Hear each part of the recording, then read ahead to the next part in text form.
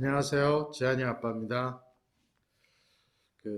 오늘 주제는 월세를 살고 있는 사회초년생이 어떻게 자산을 불려갈 수 있는지 지한이 아빠의 생각을 좀 말씀드려 보려고 합니다. 최근에 아파트 가격이 너무 많이 올라가지고 이 분배의 격차가 점점 심각해지고 양극화 추세로 가는 것 같습니다. 특히 젊은 분들 입장에서 보면 내 생에 서울 아파트는 살 수 없지 않을까라는 생각을 가질 수도 있을 것 같다는 생각이 들고요. 하지만 지한이 아빠는 생각이 좀 약간 다르거든요.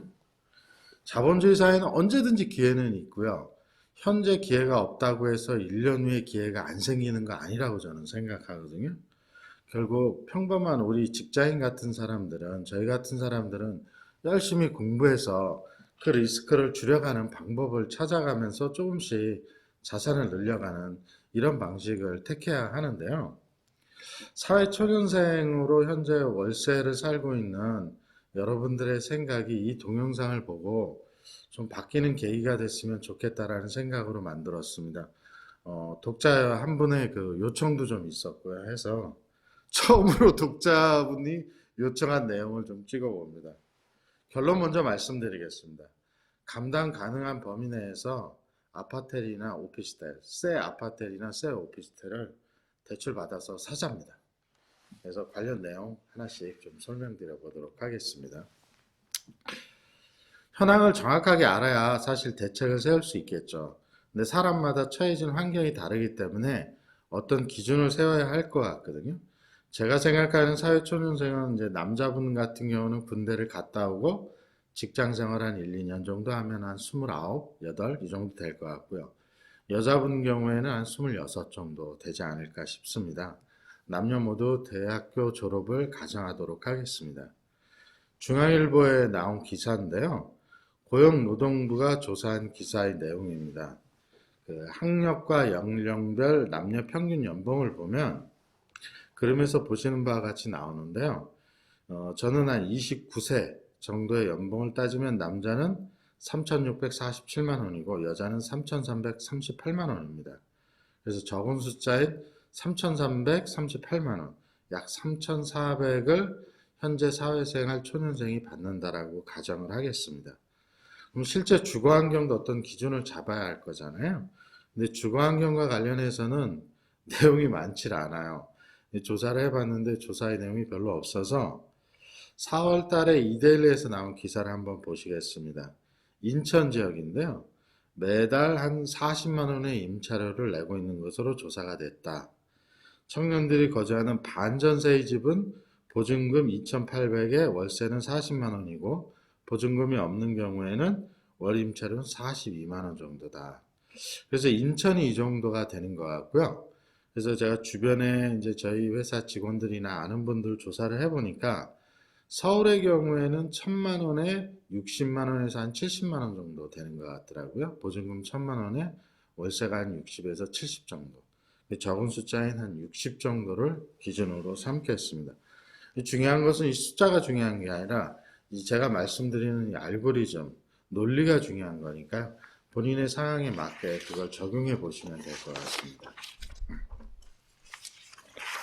자, 그러면 어떻게 자산을 늘려갈 거냐?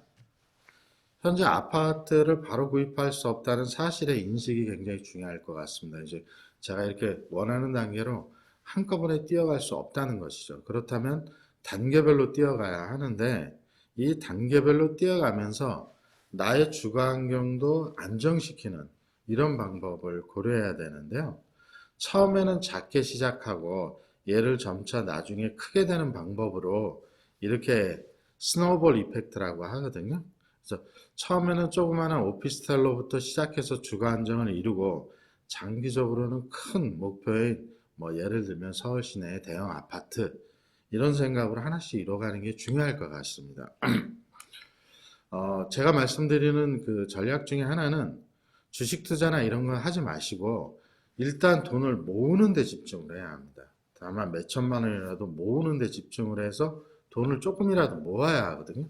그걸 일명 시드머니라고 하죠. 자, 이제 마인드를 바꿔보겠습니다. 월세를 살 경우에 한 달에 60만 원씩 월세를 낸다면 12달 내면 720만 원입니다. 1년에. 1년에 720만 원을 그냥 버리고 있는 것이죠. 근데 이걸 생각 싹 바꿔보면요. 720만 원을 대출이자로 낸다고 생각을 해보십시오. 즉, 한 달에 60만 원씩 대출이자를 내면 얼마나 대출을 받을 수 있는지 한번 계산해 보도록 하겠습니다. 네이버에 대출금 계산기라고 치고 보시면 나옵니다. 내용이. 지금 화면에서 보시는 내용인데요.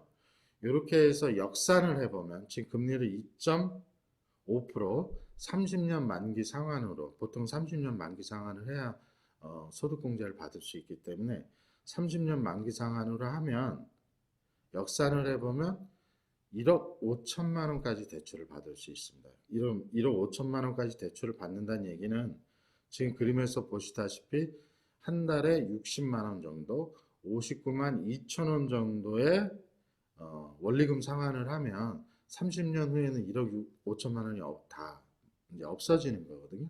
즉 월세 60만 원을 내는 것과 대출금 1억 5천을 받아서 원리금 상환을 60만 원 하는 것과는 나가는 돈은 똑같죠.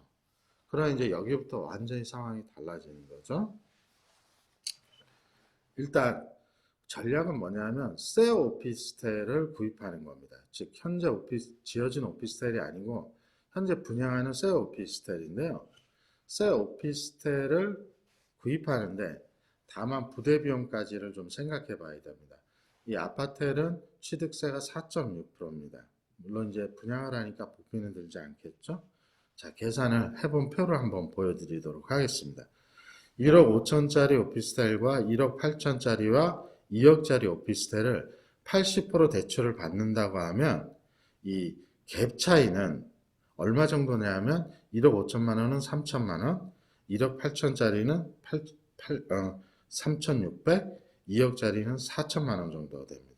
즉 요거의 취득세까지를 포함하면 실제로 1억 5천만 원짜리 아파트를 1억 5천에 주고 대출을 80% 받는다면 3,550만 원이 있으면 내가 살 수가 있습니다. 1억 8천짜리는 4,400이 있어야 되겠죠. 처음 시작하는 거니까 크게 시작할 필요가 없을 것 같습니다. 1억 5천만 원짜리 오피스텔을 내가 3,500을 모아서 산다는 것이죠. 그래서 제가 공고드리는 방식은 최대한 빨리 시드머니를 모으자. 즉 3천만 원 정도면 1억 5천짜리 오피스텔을 살 수가 있거든요. 이렇게 주거 안정이 되면 여기서부터 이제 공부를 시작하고 자신의 미래를 하나씩 준비해 가면 됩니다. 처음엔 작게 시작해서 나중에 가면 크게 될 수 있고요. 제 생각에 동의한다면 지금 당장 동영상을 보시고 서점으로 달려가서 오피스텔 투자법에 관련된 책을 구입해서 읽어보시면 좋을 것 같습니다. 이렇게 하는 방식에 장단점이 있을 것 같은데 장점은 내가 내 이름으로 된 부동산을 취득하게 되는 것이죠. 나도 이제 소유주가 된다는 것이고요. 내 집에 내 마음대로 못을 박을 수 있는 것이죠. 그 다음에 젊었을 때 이런 소유의 경험을 빨리 해보면 나중에 롱런으로 보면 재테크는 평생을 해야 되니까 긴 관점으로 보면 다른 사람보다 훨씬 더 먼저 나가 있을 수 있습니다. 제가 만약에 여러분들 나이 20대 후반에 만약에 이런 방식으로 재테크를 시작했다면 지금 아마 은퇴를 했을 수도 있을 것 같다는 생각이 들거든요. 또 하나 이런 방식은 그 대출 이자에 대해서 소득공제를 받을 수 있습니다. 그러면서 보시는 바와 같이 대출을 받으실 때 고정금리로 받으십시오. 금리가 약간 비싸긴 하지만 고정금리로 차입 시 30년짜리 대출을 받을 경우엔 연간 1,500만 원까지 소득공제를 받을 수 있습니다. 소득공제를 받는다는 건 그만큼 대출 이자를 세이브할 수 있는 얘기가 되겠죠. 평생 투자한다는 관점으로 보면 꼭 처음을 아파트로 할 필요는 저는 없다고 생각합니다. 물론 단점이 있을 수 있습니다.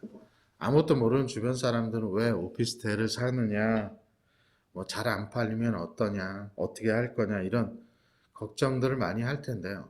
절대 그런 걱정하지 마십시오. 나름의 나만의 원칙을 세우면 되거든요. 이렇게 해서 빨리 내 집을 마련하고 내 집을 마련하면서 주거 안정을 이루고 생활의 안정을 이룬 다음 차근차근 하나씩 이제 해나가면 될 것 같습니다. 그럼 어떤 오피스텔이나 아파트를 구입해야 하느냐? 일단 현재 자기가 거주하고 있는 곳에서 지하철역 가까운 곳에 생긴 새 아파트를 구입하시기를 추천드립니다. 왜냐하면 그나마 자기가 잘 알고 있는 영역이고요. 두 번째는 반드시 새 아파트를 사셔야 됩니다. 가장 큰 이유는 대출이 많이 나오기 때문입니다. 현재 오피스텔과 아파트는 대출 규제가 좀 일반 아파트보다는 적거든요. 두 번째는 가격 협상을 할 수가 있습니다. 분양을 하기 때문에 좀 싸게 살 수도 있다는 것이죠. 세 번째는 자기의 상황에 맞게 이 입주의 시간, 이 기일을 조정할 수가 있습니다. 왜? 아무도 안 들어가 있으니까. 대출을 받으실 때는 생애 최초 대출이나 뭐 이런 걸 받으시는데 반드시 고정금리로 받으시면 좋을 것 같습니다. 고정금리가 변동금보다 약간 높기는 하지만 우리 같은 경우에는 나가는 돈을 확정시켜 놓고 재테크를 하는 것이 중요하기 때문에 사회초년생의 경우에 그래서 1,500만 원까지 또 소득공제도 되기 때문에 고정금리로 받으시기를 추천드리고요. 대출이자를 선납하는 걸 한번 고려해 보십시오. 즉 매월 이자를 내야 되는데 한 달씩 땡겨서 내는 거죠. 이렇게 되면 아무래도 심적인 부담이 좀 덜 할 수 있습니다. 그 다음에 나머지 오피스텔과 아파트를 어떤 거를 선택해야 돼야 되는 것에 대해서는 제가 찍은 동영상을 링크를 걸어 놓겠습니다. 이 동영상을 다 보시고 그 동영상을 참고하시면 좋을 것 같습니다. 그러면 이제 어느 정도 오피스텔과 아파트에 이제 살아서 익숙해졌고 공부도 좀 했다고 치면 이제 빠져나와서 다른 방식으로 또 투자를 하면서 옮겨야 될 거잖아요. 그렇죠? 이럴 때 가져야 되는 원칙이 몇 개가 있습니다. 첫 번째는 현재 살고 있는 그 아파트과 오피스텔을 먼저 파셔야 됩니다. 이 굉장히 중요합니다. 왜냐하면 아파트과 오피스텔은 환가성이 아파트보다 작기 때문에 내가 원할 때 팔리기가 쉽지 않습니다. 따라서 먼저 팔아야 되는 거죠. 먼저 내놓고 부동산 매매 같은 경우는 보통 2개월을 차이를 두고 하기 때문에 먼저 내놓고 팔릴 때까지 기다리는 거죠. 그게 1년이 걸릴 수도 있고 뭐 내일 팔릴 수도 있는데 그 시기는 아파트보다는 이렇게 빨리 오지는 않을 거라는 거죠. 이게 가장 중요하고요. 두 번째는 이제 한번 부동산의 맛을 봤잖아요. 그럼 이제 부동산 공부를 하시기 시작하셔야 됩니다. 카페로 활동을 하시든지 뭐 요즘 부동산 그런 카페도 많으니까요. 그래서 다음 거지는 서울에 더 근접한 오피스텔로 가든지 외곽의 수도권의 아파트로 가든지 서울의 아파트 전세로 가든지 공부를 해가면서 다음 전략을 세우면 될 것 같고요. 청약저축과 청약예금은 그대로 유지를 하시면 좋을 것 같아요. 마지막으로는 대출을 끼고 사는 연습을 시작하는 겁니다. 제한이 아파도 대출을 받고 있습니다. 대출을 끼고 매월 원리금 분할 상환을 하고 있거든요.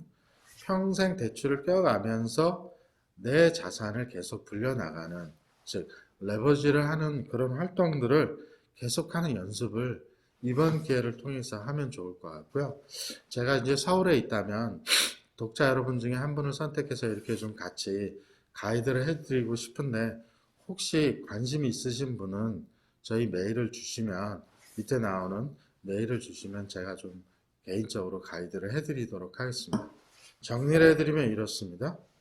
꼭 아파트를 살 필요 없다. 사회초년생은 길게 보고 이제 부동산 투자를 시작한다고 생각하고 대출을 많이 받고 다만 내가 감당할 수 있는 범위 내로 많이 받고 오피스텔, 새 오피스텔을 사서 들어가서 주거의 안정을 이룬 다음에 그 다음에 공부를 해서 다음 하나씩 넘어가자.